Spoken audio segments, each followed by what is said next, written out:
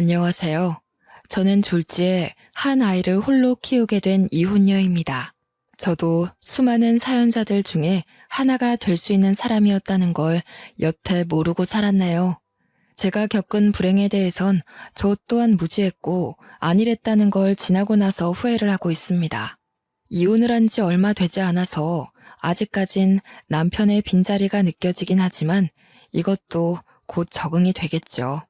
현재는 그 빈자리보다 남편의 실체에 대한 충격과 배신 때문에 일상 회복이 조금 더딘 편입니다. 어딘가에는 제 사정을 터놓고 정리를 끝내야 저도 마음을 다잡을 수 있지 않을까 싶네요. 그간 남편의 실체를 알기까지 오래 지켜본 것이 아니었고 정말 훅 스쳐가듯 해결이 나버린 일들이었어요. 제가 이혼을 마음먹기까지 얼마나 섬뜩하고 어처구니 없는 일을 당했는지 좀 들어봐 주셔요. 제게는 고등학생 때 만났다가 졸업하고 대학을 가면서 헤어진 첫사랑이 있었습니다. 풋풋했던 학생 때의 연애였고 성인이 되면서 자연스레 잊혀진 인연이기도 했죠. 대학 다니면서 또 취직을 하고서 내내 연애를 해왔던 저는 나이가 들수록 점차 가벼운 연애를 기피하게 되더라고요. 사람 만나는 것에 책임이 막중하게 느꼈다기보다는 연애하면서 한량 같은 시간을 흘려보내기엔 저의 불안한 미래가 더 걱정이었어요. 20대 후반이 되면서 연애보다는 앞날 개척이 제겐 더 중요한 일이 되어버렸거든요. 그렇게 이성 만나는 걸 잠시 중단했을 시기가 있었어요. 친구들이 주선해준다는 소개팅도 귀찮아서 거절하고 있던 차에 정말 우연찮게 다시 첫사랑과 재회를 한 거였습니다. 차라리 그때 남자친구가 있었다면 제 앞날이 이런 꼴 당하는 일은 없었을 텐데 후회가 되네요. 첫사랑을 만난 건 다름 아닌 고향을 방문했을 때였습니다. 제가 살던 고향은 촌은 아니지만 그래도 도시에 비해 시골이었어요. 시에서 학교가 총 5개 있었는데 그중 남녀공학은 2개 있었고요. 저도 학교 주위에서 살았지만 첫사랑의 집도 학교 주위에서 있었기 때문에 서로 고향을 방문한다면 사실상 언젠가는 마주칠 수밖에 없는 사정거리였어요. 아마 그때가 명절이었을 겁니다. 저는 첫사랑을 오랜만에 보자 신기하게도 그동안 잠자고 있던 이성에 대한 관심이 다시금 살아난 기분을 느꼈습니다. 싫어서 헤어진 게 아니기 때문에 저희는 과거의 인연을 반기며 어색하게 인사를 나눴던 걸로 기억해요. 서로 예전 연락처가 그대로라서 휴대폰에는 늘 저장이 되어 있었거든요. 그래서 인사랑 간단한 안부만 묻고 헤어진 그날 밤, 명절날 밤 첫사랑한테서 술 한잔 하자고 연락이 왔어요.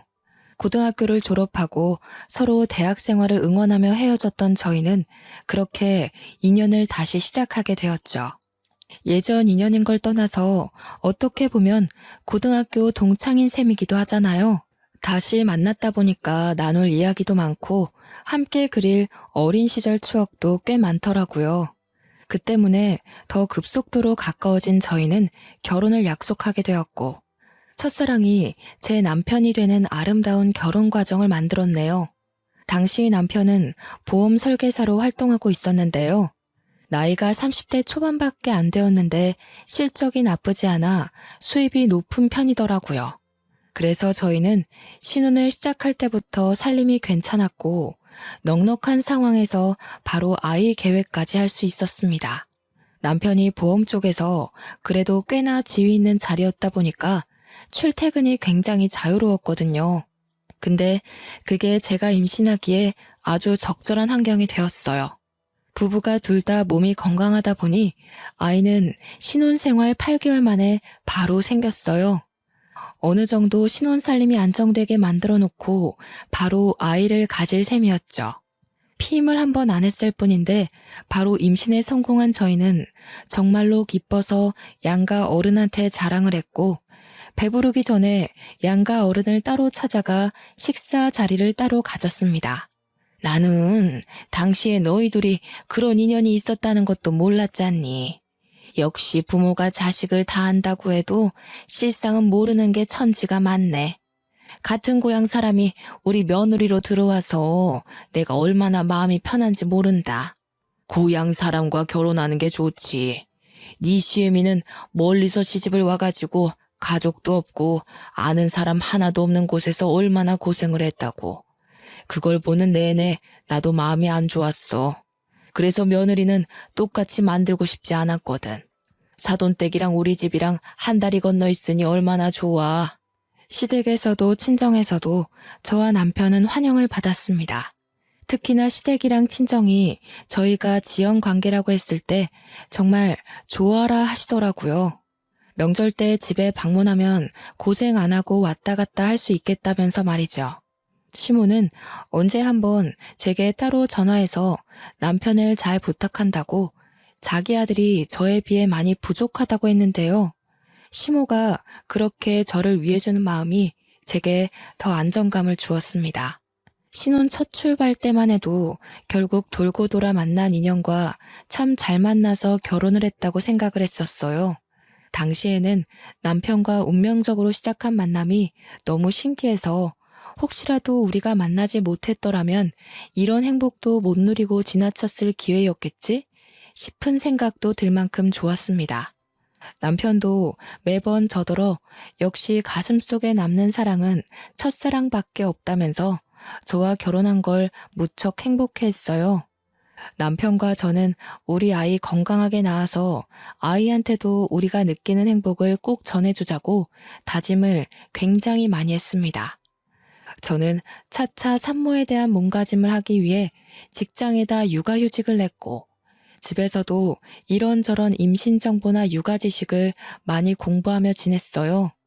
남편은 제가 임신한 기간 동안 정말 많이 신경을 써줬는데 덕분인지 저는 내내 마음이 편했습니다. 명색이 산모인데도 입덧 한 번 하지 않고서 다른 산모들에 비해 나름 편하게 보냈죠. 출산 과정에서도 남편이 저보다 더 긴장한 채 아이를 기다렸다고 들었습니다. 간호사가 나중에 말해줬는데 제가 출산하느라 고비를 넘기고 있을 때 남편이 울었다는 거 아니겠어요? 그 때문에 힘들었던 과정 싹 잊히고 웃음만 나왔네요. 임신과 출산 정보 때문에 인터넷 검색을 하다가 알게 된 건데 어떤 남편은 태어난 아이를 바로 보고 정이 떨어지기도 한다더라고요. 또 출산을 한 아내가 더 이상 여자로 안 보인대요. 솔직히 그런 고민글들을 보았을 때 지레 겁이 났습니다. 아이를 가진 건 너무 기쁜 일이지만 남편의 마음이 변할까봐 걱정도 많이 되었어요. 그런데 괜한 고민이었더라고요. 제 남편은 태어난 아이를 바로 안아보면서 너무 사랑스런 눈으로 바라보았고 저더러 수고했다고 땀으로 범벅된 저를 한참이나 어루만지며 머리카락을 정리해 주었습니다. 또 하나 마음에 걸리는 게 있다면 남편이 그토록 원했던 딸이 아니라는 게 좀 걸렸어요. 남편은 결혼하기 전부터 딸을 갖고 싶다는 말을 종종 얘기하곤 했었는데요. 대부분 첫째라면 대부분 아들 낳고 싶어 한다는 말도 많이 들었거든요. 그런데 남편은 희한하게 딸을 좋아하더라고요. 요즘엔 딸이 최고라면서 자기 주변에 결혼한 친구가 있는데 친구 딸이 친구한테 애교 부리는 거 보고 그렇게 끔뻑 죽겠더랍니다. 아들은 애교가 많아도 엄마한테나 부리지 아빠한테는 잘 안 부린다고 하네요. 그래서 회복실로 돌아온 저는 남편과 둘만 공간에 남겨졌을 때 혹시나 하고 물어봤어요. 자기 딸 원했는데 많이 아쉽겠다. 솔직히 애 성별 처음 알았을 때 실망하긴 했지. 괜찮으니까 말해봐. 나도 자기처럼 딸에 대한 아쉬움이 있어서 그래. 무슨 소리야. 물론 자기 닮은 딸 갖고 싶었던 건 맞지만 내가 저렇게 예쁜 아들을 두고 어떻게 실망을 해. 딸이야 둘째나 셋째로 또 만들면 되는 거고. 지금은 그저 민우가 너무 예뻐서 딸 생각 전혀 안 나. 남편은 벌써부터 휴대폰으로 아들 물건 쇼핑한다고 저한테 이것저것 물으며 정신이 없었습니다. 다행이었어요. 남편이 제가 임신 소식을 알렸을 때부터 딸 소리를 입에 달고 다녀서 당연히 실망했을 거라고 생각했거든요. 생각해보면 제 생각이 어렸던 거죠. 세상에 어느 부모가 자기 원하는 성별의 아이가 안 태어났다고 실망을 하겠습니까? 남편을 보는 제 마음이 너무 작은 그릇이었나 봅니다. 어느덧 아이가 3살이 되고 아들이 어린이집을 가게 될 시점에 제가 직장에 복귀를 하려고 했습니다. 그런데 남편이 무슨 소리 하냐면서 극구 말리더라고요. 벌이가 아쉬운 것도 아닌데 왜 벌써 일하려고 해? 돈은 내가 뼈 빠지게 벌어올 테니까 당신은 당신 몸이랑 아이 생각만 해. 이때만 해도 제가 전생에 무슨 큰 공을 세웠길래 이리 훌륭한 남편을 얻게 되었는지 하늘에 감사할 따름이었습니다.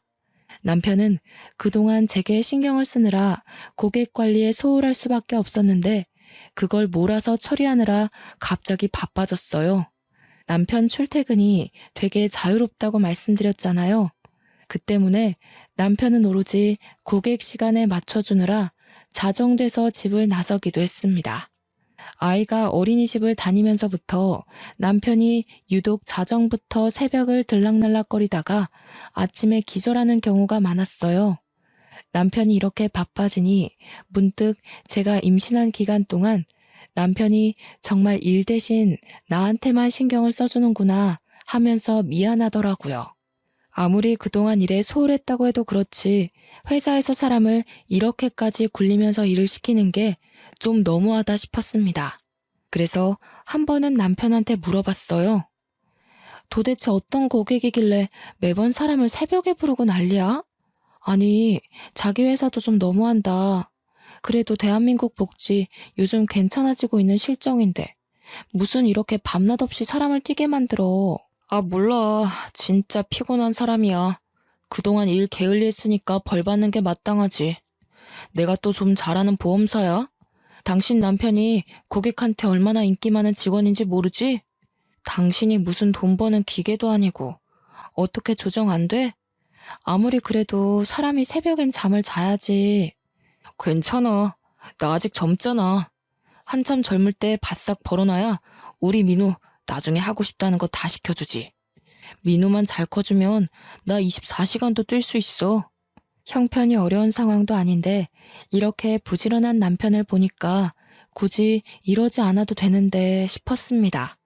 하지만 온전히 남편의 일이었고 제가 감히 터치할 수 있는 영역이 아니라고 생각했어요. 또 남편이 아들 위해서 열심히 일을 하고 애쓰는 건데 거기다 대고 일하지 말고 쉬라고 말릴 수도 없는 격이었고요. 그래서 저는 걱정 대신 내조에 신경을 잔뜩 쓰기로 결심했습니다. 남편이 좋아하는 음식과 기력을 보충할 수 있는 요리를 하루에 한 번씩은 꼭 밥상에 올렸어요. 남편도 저의 정성을 알아주는 건지 매번 힘이 불끈 난다고 안아주고 출근을 했습니다.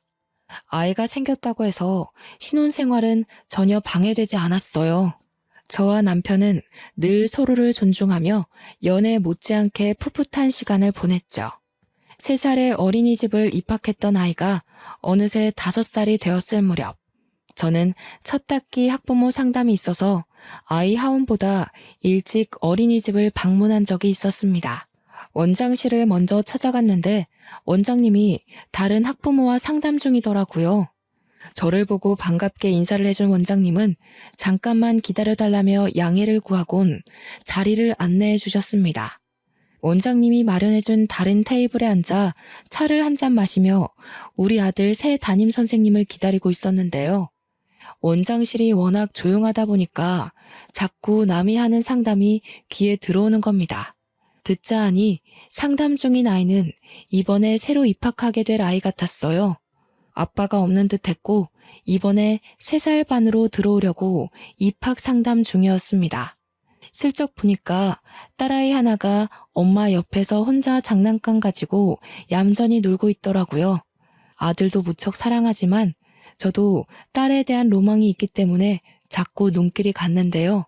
그러다 아이랑 눈이 마주쳤는데 아이가 동그란 눈으로 저를 한참이나 쳐다보더라고요. 양갈래하고서 분홍색 체육복을 입고 있는 딸아이가 너무 귀여워서 손인사를 해줬더니 아이가 쑥스러워하며 모른 척하다가 다시 저한테 관심 주기를 반복했습니다. 아들만 있다 보니까 딸이 어떤 느낌인지 참 궁금했는데 확실히 아들과는 또 다른 두근거림이 있더군요. 저는 테이블 위에 있는 토끼 볼펜으로 그 아이를 유혹했고 딸아이는 한참 제게 관심을 두고 있다가 곧 의자에서 내려와 제게 다가왔습니다. 정확히는 제가 들고 있는 볼펜에 관심이 있었던 거겠죠. 저는 가까이 다가온 그 아이를 안아서 무릎에 앉히며 토끼 볼펜을 쥐어줬어요. 아이고, 너무 이쁘게 생겼다. 엄마가 머리 묶는 솜씨가 좋구나. 어쩜 이렇게 복숭아같이 예쁠까? 우리 아가는 이름이 뭐예요? 제 말에 아이는 토끼 볼펜에만 신경을 두면서 민주라고 대답했습니다. 벌써부터 말도 곧잘하는 게 딱 봐도 똑 부러진 아이로 클 것 같더라고요. 민주라. 제 아들 이름이 민우이다 보니까 같은 민돌림이라는 생각에 더 정감이 갔어요. 민우라는 이름은 제 이름이 지민이고 남편 이름이 주우인데 저희 이름 끝자리만 따서 만든 이름이거든요. 만약 둘째, 셋째까지 낳게 된다면 남편이 제 이름을 따서 민자 돌림을 하자고도 했습니다. 그런데요, 민주를 계속 구경하고 쓰다듬다 보니까 문득 오묘한 기분이 들기 시작하더라고요. 민주라는 이름 때문에 막상 우리 아들 생각이 나서 아들 얼굴이 같이 떠올랐는데요. 좀 착각일지 모르겠으나 어딘가 모르게 이 딸아이와 우리 아들이 좀 닮은 것 같은 느낌이 드는 거 아니겠어요? 물론 세상에 비슷한 아이 많으니까 그러려니 하려 했습니다. 애들은 자라면서 얼굴이 달라지니까요. 하지만 그게 한번 신경 쓰이기 시작한 후로 저도 모르게 상세히 민주 이목구비를 뜯어보게 되었는데 쌍꺼풀 없는 눈매도 그렇고 콧볼 모양도 그렇고 한쪽만 보조개가 들어가는 것도 그렇고 왠지 먼 사촌이라고 해도 사람들이 수긍하겠다 싶은 거 있죠. 원장님과의 상담이 끝났는지 민주의 엄마가 아이를 찾다가 곧 제 품에 있는 아이를 보고서 죄송하다고 사과를 하며 애를 데려갔습니다. 아니에요. 민주가 너무 귀여워서 제가 불렀는걸요. 애가 어쩜 이렇게 이쁜지 모르겠어요. 저도 딸 하나 낳고 싶었는데 민주 보니까 더 그러네요. 이번에 입학하시나 봐요? 네.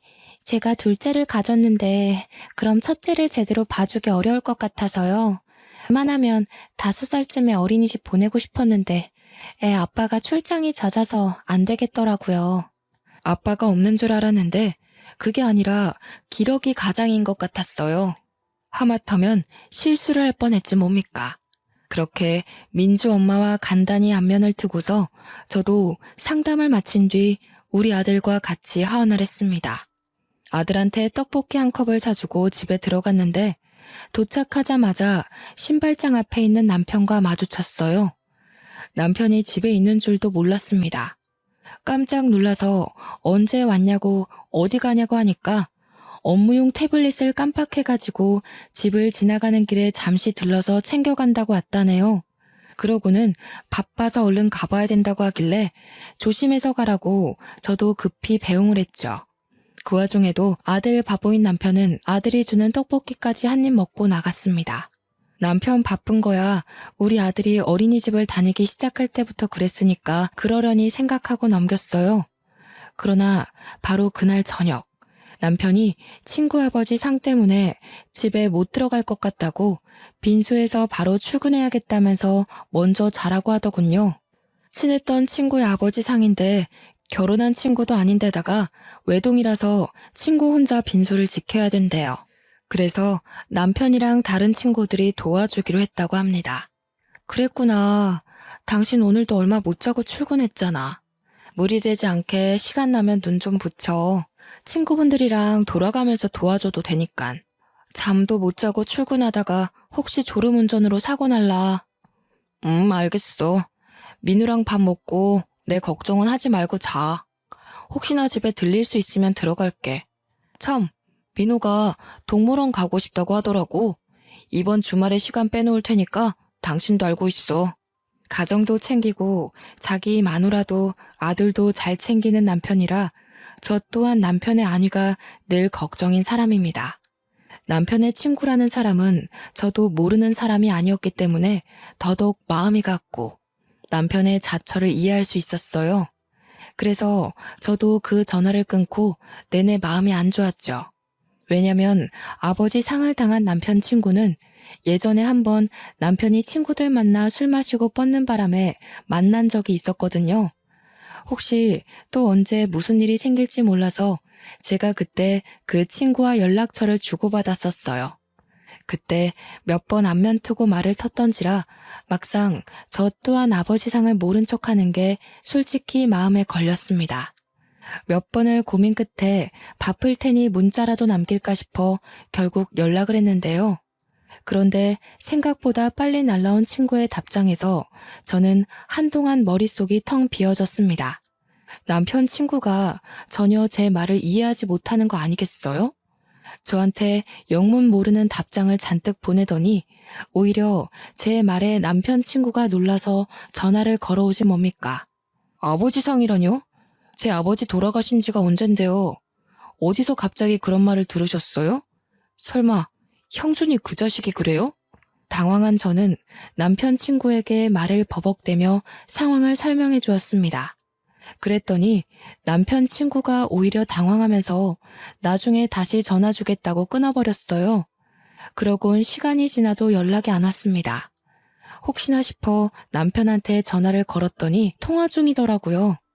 한참 나중에 남편 친구에게 날라온 문자에는 제 남편이 자기 아버지 상이 아니라 다른 친구 아버지 상을 착각해서 말한 것 같다는 내용이 나열되어 있었습니다. 얼마나 정신이 없으면 이런 걸 헷갈릴 수 있는 건가요? 남편의 착각이 이해되지 않아서 남편 친구 문자에 답장을 못하고 있었으나 결국엔 믿을 수밖에 없었습니다. 제가 이걸로 물고 늘어지면 상을 당한 친구의 입장도 난처할 거 아닙니까? 친한 친구의 아버지가 돌아가신 거니까 정신이 없었을 수도 있겠다 생각하며 그렇게 최대한 애써 이해하는 쪽으로 마음을 다잡고 있던 중이었습니다. 그때 아들이 태블릿 하나를 들고 오면서 게임 틀어달라고 졸랐는데요. 그 태블릿은 남편이 업무 볼 때 늘상 들고 다니는 거였어요. 저는 남편 친구한테 죄송하다는 문자를 쓰다 말고 놀라서 아들을 잘 설득해 태블릿을 다시 빼앗았습니다. 그런데 남편이 분명 낮에 태블릿 챙겨간다고 집에 들렸지 않습니까? 어째서 이게 아들 손에 있는 걸까요? 남편이 쓰는 태블릿은 이거 하나인 걸로 알고 있는데 남편이 집에서 챙겨갔다는 기계는 뭘까요? 그날따라 이해 안 되는 남편의 태도가 많았습니다. 때마침 번쩍하고 켜진 태블릿 화면에는 저는 깜짝 놀라고 말았습니다. 웬 아이 얼굴이 있었는데요. 당연히 그 사진의 주인공은 우리 아들이었어요. 그런데 제가 놀랐던 건 잠금 화면이 아니라 내부 화면이라는 거죠. 손가락으로 살짝만 건드려도 잠금 화면이 넘어가는데 남편은 귀찮아서 기기에 잠금을 걸지 않거든요. 그렇게 쉽게 잠금 화면을 열고 다시 들어갔더니 우리 아들이 아닌 웬 어린 여자아이의 사진이 담겨 있는 겁니다. 그 여자애는 제가 어디서 유심히 봤던 아이의 얼굴이었어요. 바로 낮에 원장실에서 봤던 민주라는 딸아이였죠. 이 아이 사진이 왜 여기 있을까는 제게 긴 고민이 되지 않았습니다. 민주 사진을 보자마자 민주의 얼굴이 다시 떠올랐는데 왜 그렇게 정감이 가고 익숙한가 했더니 우리 아들이 아닌 제 남편과 이목구비가 똑 닮은 거 아니겠습니까? 그걸 깨닫는 순간 제 머릿속 회로는 남편의 모든 모습을 의심하기 시작했고 온몸의 털이 바짝 솟았습니다. 대체 이게 무슨 의미일까요? 왜 제 남편과 이 여자애가 닮았으며 왜 남편 태블릿에 이 딸아이의 사진이 저장되어 있는 거죠? 민주는 저도 낮에 어린이집에서 본 게 처음이었어요. 남편이 민주 사진을 갖고 있다는 건 저보다 더 먼저 민주를 알고 있어야만 가능한 일이지 않습니까? 그 사진만 바라보며 멍청하게 서 있던 저는 머릿속에 떠오르는 또 다른 사람, 민주 엄마를 생각하자 출장을 많이 간다는 민주 아빠의 존재가 설마 내 남편은 아닐까 하는 의심이 들기 시작했어요.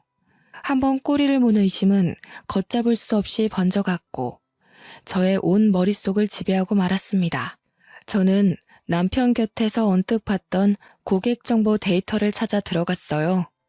민주 엄마의 이름을 모르니까 수많은 정보를 뒤져도 찾기가 쉽지 않더라고요. 그러다 정말 기가 막히게 제게 하나의 목록이 눈에 들어왔는데 아기 실비보험으로 등록된 민주 이름이었습니다. 그걸 눌러보니 아이 개월수상 제가 알고 있는 그 민주가 맞는 듯 했어요. 저는 그걸 휴대폰으로 찍고 그곳에 적힌 주소를 당장 찾아갔습니다. 어처구니 없었던 건 주소가 참 익숙하더군요. 이 여자 동네가 우리 고향이지 뭡니까?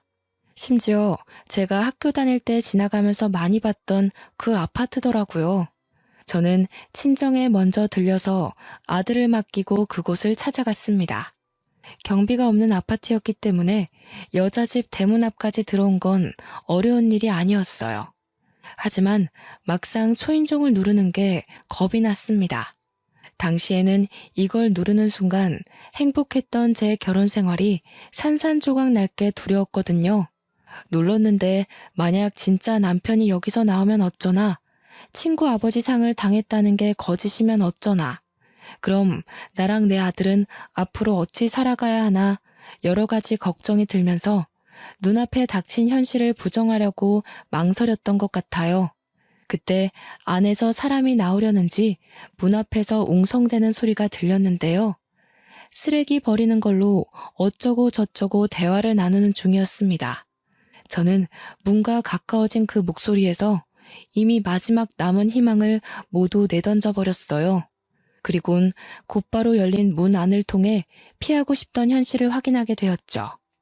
아악 하고 볼품없게 소리 지른 남편이 진심으로 놀라 나자빠지는 거 아니겠습니까? 더 안쪽에서는 무슨 일이냐며 뛰쳐나온 여자가 하나 있었는데요. 바로 민주 엄마였습니다. 민주 엄마는 유부녀 같지 않게 야시시한 잠옷을 입고서 민주를 안고 있었어요. 보아하니 민주가 감기라도 걸린 건지 아픈 것 같더군요. 민주 엄마 손에는 저번 달에 우리 아들이 아픈 바람에 급하게 샀던 노란색 체온계와 같은 게 쥐어져 있었어요. 그제야 저는 남편이 태블릿 핑계로 몰래 집을 왔다가 불이 나게 나갔던 이유를 알았고, 친구 아버지 상을 핑계로 집에 못 들어온다는 말까지 이해가 되었습니다. 그 모든 게 다 불륜을 저지르고 있었기 때문인 거예요. 어떻게 여기를... 여보, 그러니까 이게 있잖아. 저 사람은 내 친구 동생인데 친구가 같이 있다가 잠깐 앞에 담배 피러 갔거든? 어떻게 네가 나랑 민우를 두고 이런 짓을 벌일 수가 있어? 너는 여기가 장례식장이니? 네가 나한테 뭐라고 거짓말했는지도 까먹은 거야? 아, 장례식장. 그건 다른 친구고 빈소에서 잘 수가 없어서 친구 집에 따라온 거야. 오해하지 마. 나중에 진짜 친구 들어올 거야. 전화해 줄까? 넌 나를 호구로 보는구나. 이 상황에서도 잔머리 굴릴 생각밖에 없어? 너 같으면 이 상황에 네 변명이 신빙성 있다고 생각하니? 오해라고 설득하고 싶으면 저 아이랑 너 친자 검사부터 해보지 그래? 뭐? 뜬금없이 친자 검사를 왜 해? 내가 저 아이랑 그런 걸 해야 하는 이유가 없잖아. 설마 저 애가 내 아이라고 생각하는 거야? 여보, 나 그런 사람 아니야. 그래도 명색에 한 입을 덮고 산 부부인데 내가 네 이목구비 하나 못 알아볼까봐. 유전자라는 게 참 무서워. 저렇게 버젓이 증거를 드러내주니까 말이야. 남편을 밀치고 집 안으로 들어간 저는 그때부터 브레이크 없는 자동차처럼 밟짓만 했습니다.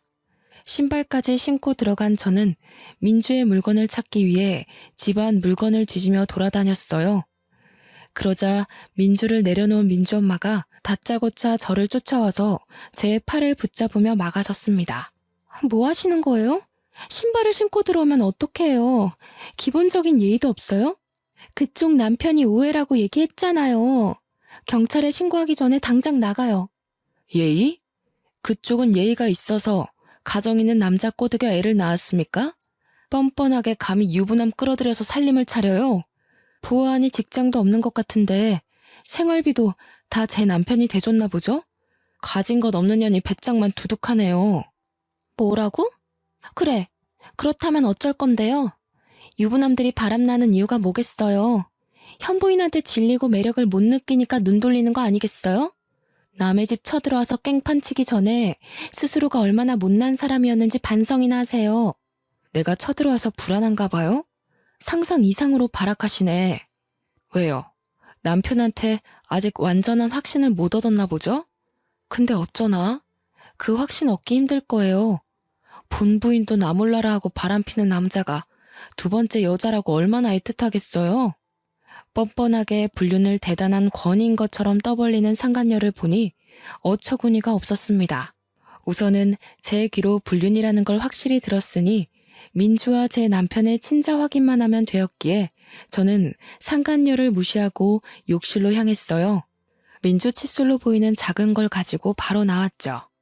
그러자 상간녀가 제 손에 있는 걸 빼앗으려고 저를 붙잡더라고요. 저는 그대로 상간녀의 뺨을 후려치며 넘어뜨렸습니다. 애 생각해서 이 정도만 손 쓰는 줄 아세요.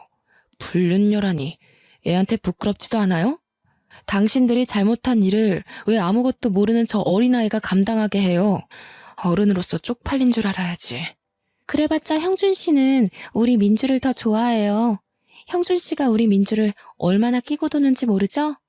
당신 집에 아들밖에 없으니까 귀가할 맛이 안 난다고 그럽디다. 아, 그래요? 딸 이름이 민주라고 했죠?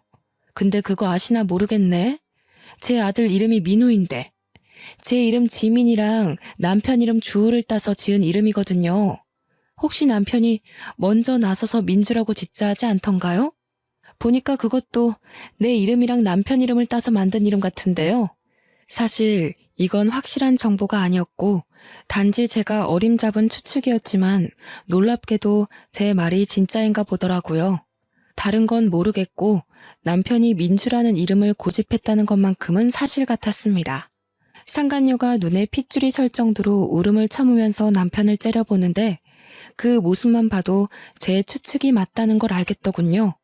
그러나 잔머리 좋은 남편은 상간녀 눈빛 다 무시하고 구석에서 몰래 머리를 굴리고 있었습니다. 상간녀와 자신의 딸 아니보다 저한테 소송당해서 명예에 실추될 걸 걱정하고 있었나 보더라고요. 제가 상간녀와 말씨름을 끝내고 대문으로 향하자 대문 곁에 서 있던 남편이 저를 붙잡았습니다. 여보, 내가 설명할게. 제발 이러지 마. 우선 앉아서 얘기해 볼래? 아니다, 집에 가자. 내가 집에 가서 제대로 말해줄게. 당신이 생각하는 그런 사이 정말 아니거든? 응? 현장이 다 발각된 상황에서 어처구니 없게도 남편이 상간녀를 외면하는 작전을 펼치는 거 아니겠습니까? 저는 그대로 남편 머리채를 잡아당겼고 머리카락을 몇 개를 잔뜩 뜯어냈습니다. 여기서 저 아이가 네 자식이라고 판정나는 순간 너는 인생 쪽날 각오해. 내가 무슨 수를 써서라도 네가 지금 누리고 있는 모든 걸 망가뜨려 놓을 거니까. 그대로 집을 나가려는데 남편이 계속 저를 붙잡으면서 이젠 무릎을 꿇고 사정하기 시작하더라고요. 그걸 상간녀가 나서서 남편을 제지했습니다. 그만해요, 형준 씨. 그냥 저 여자랑 이혼해버려요. 형준 씨 딸 갖고 싶었다면서요. 그 말은 저 옆편네 아들보다 우리 이쁜 민주가 더 소중하다는 거 아니에요? 그런데 민주 이름이 정말 저 여자 이름 따서 지은 거예요? 아니죠. 그것부터 말해봐요. 입 안 닥쳐요? 지금 그런 걸 따질 때예요. 상황 파악 좀 해요. 그쪽 때문에 내 인생 망하게 생겼잖아요. 나한테는 우리 민호만 있으면 된다고요. 둘은 보험사와 고객으로 맺어진 인연이라 그런지 여전히 존댓말을 쓰고 있었습니다. 민주 나이를 보면 둘의 관계가 3년이나 지속되었을 텐데도 똑똑한 남편이 상간녀와 계속 거리를 두고 있었나 봅니다. 그렇단 말은 저 상간녀랑 언제든지 끊어낼 준비를 하고 있었다는 건데 그렇다면 더더욱 애를 만들지 말았어야지. 불륜 과정에서조차 무책임했던 남편이 더없이 형편없게 느껴지더군요. 저는 다리를 잡고 안아주는 남편과 상간녀 때문에 신경질이 나서 신발장에 내버려진 쓰레기를 주웠습니다. 쓰레기 봉지를 잡아 뜯어서 둘에게 냅다 뿌려주고 집을 나왔어요. 모든 걸 지켜보면서도 울음 한 번 안 터뜨리던 민주와 마지막으로 눈이 마주쳤던 것 같은데 그 어린 딸아이가 놀랐겠지만 어쩔 수 없었네요. 그렇게 진행한 친자검사에서 역시 민주는 제 남편의 유전자를 받은 게 맞다는 결과를 받았습니다. 그걸 토대로 저는 그대로 이혼소송과 상간녀 소송을 시작했어요. 남편이 입대기 전에 제가 먼저 양가 부모들께 이혼 사유를 밝혔는데요. 친정 쪽에서는 남편의 두 집 살림에 대해서 노발대발 화를 냈고, 시댁 쪽에서는 저한테 하염없이 사과만 하시더라고요. 시댁의 저자세를 보고서 아들 하나 잘못 둔 탓에 시부모가 괜히 노후에 고생한다고 생각했네요. 우리 아들이 부족하다 했는데 결국 너한테 그런 몹쓸 짓을 했구나.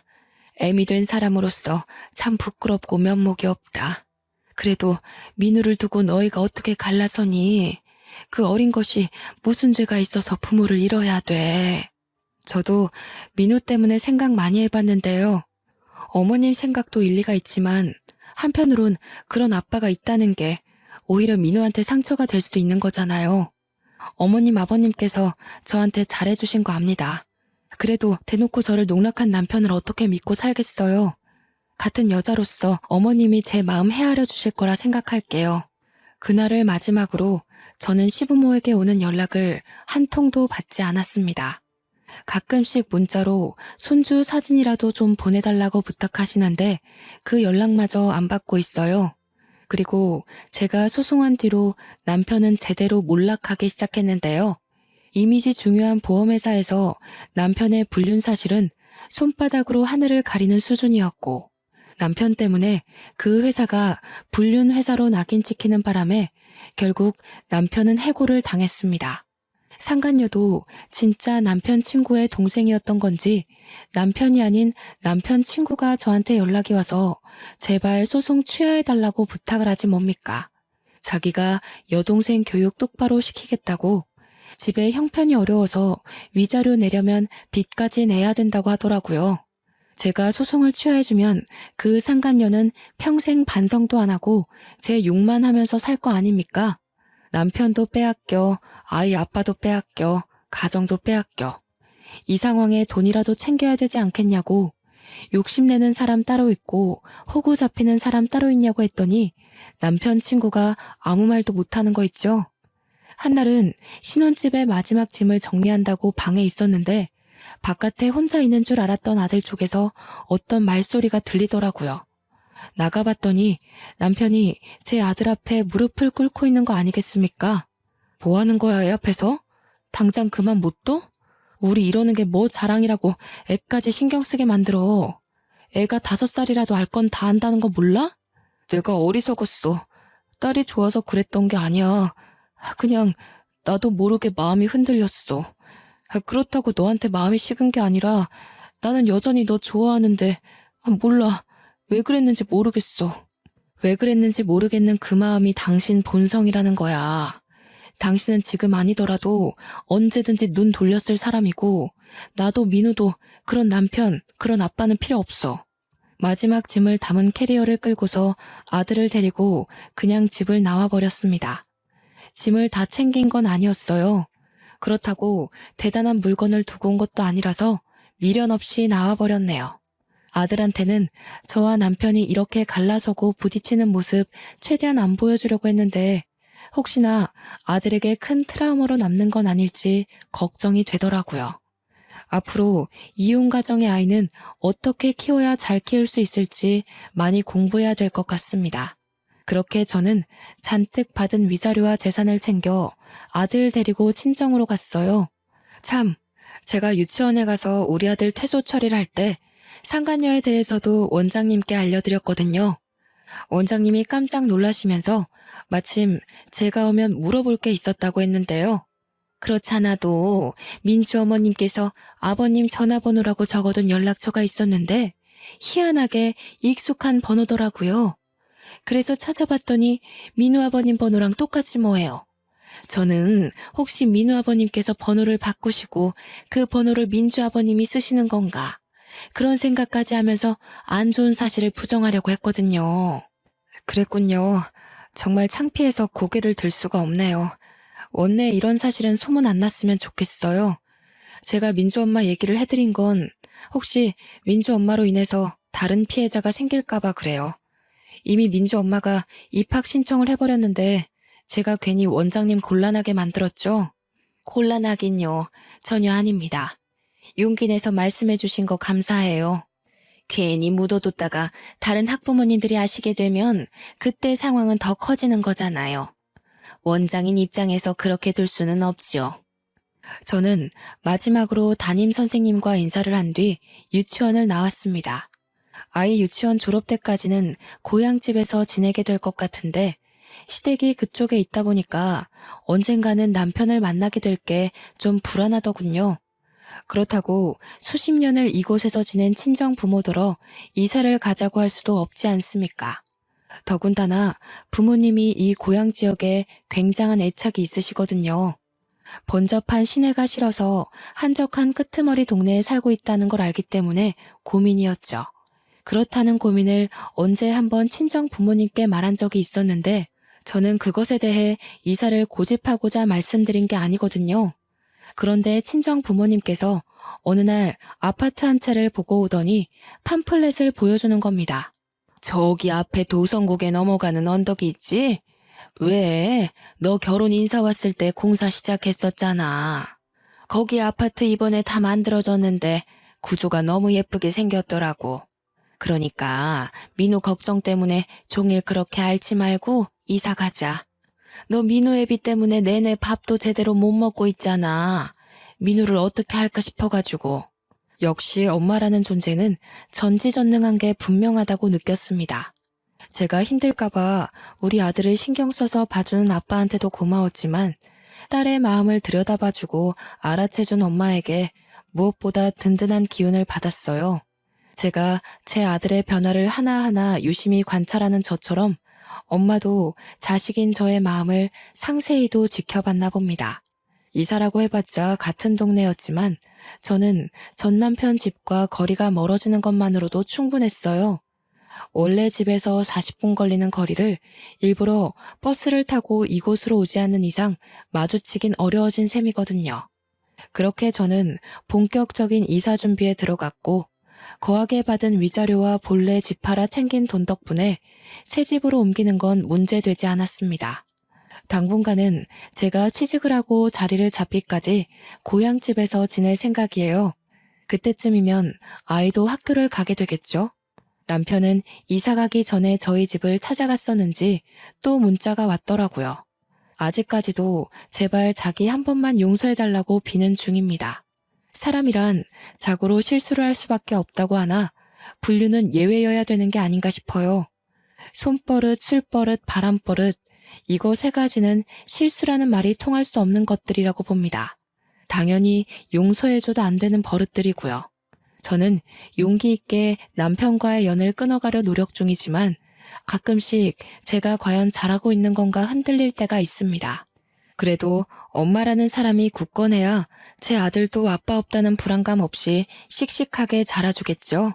그 유일한 생각이 저를 심지궂도록 힘을 주는 이유입니다.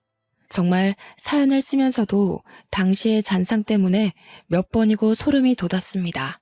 도대체 세상에는 얼마나 많고 다양한 불륜이 존재하는 걸까요? 제가 결혼하기 전 불륜 사연을 정말 많이 봤거든요. 남편이란 작자가 바람을 필 때 어떤 표정과 태도를 취하는지도 지나가는 식으로 봤었는데 역시 직접 당하는 순간 모든 게 백지 상태가 되어버리네요. 제가 지금까지 들려드린 불륜 사연, 저는 어디에서도 들어보지 못한 전개였는데 혹시 다들 비슷한 사연자 보셨을까요? 남편 닮은 애를 보고 불륜을 눈치채게 된 또 다른 사연자 이야기를 들은 적이 있다면 좀 알려주세요. 그 사람은 어떻게 대처를 하셨는지 문득 궁금합니다. 화가 나서 키보드를 마구 두들겼다 보니 어느새 인사말을 전할 때가 왔네요. 모두에게 화창한 앞날만 가득하길 바라면서 저는 이만 글을 마치도록 하겠습니다. 감사합니다.